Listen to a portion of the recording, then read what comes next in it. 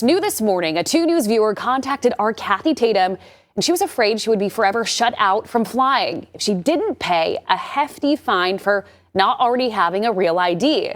But as she shows us, it's just one of the many scams trying to fleece people ahead of next week's Real ID deadline.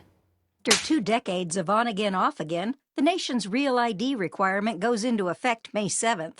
The Real ID law, a response to the 9/11 hijackings. Passengers will need to show identification like a driver's license that uses Real ID or a passport to board a plane.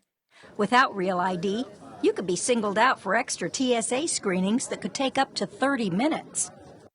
Oklahoma is one of 16 states with less than 50% compliance so far, making us ripe for scammers trying to use next week's deadline to scare people into paying fines they don't owe or giving up personal information to so-called government compliance agents. What they're doing is alleging that they can expedite the Real ID processing timelines for you if you just provide them certain information. But what they're going to use that information for is to steal your identity. Chris Henderson says once they get your information, they can use it to open credit cards or even take out mortgages in your name. It's really detrimental to have that type of impact happen. If anyone texts, emails, or calls you claiming to be a Real ID agent or an Oklahoma tag agent saying they're helping with last-minute Real ID signups or threatens you with fines for not having Real ID, hang up on the caller or hit delete for texts and emails, then block the email and phone number.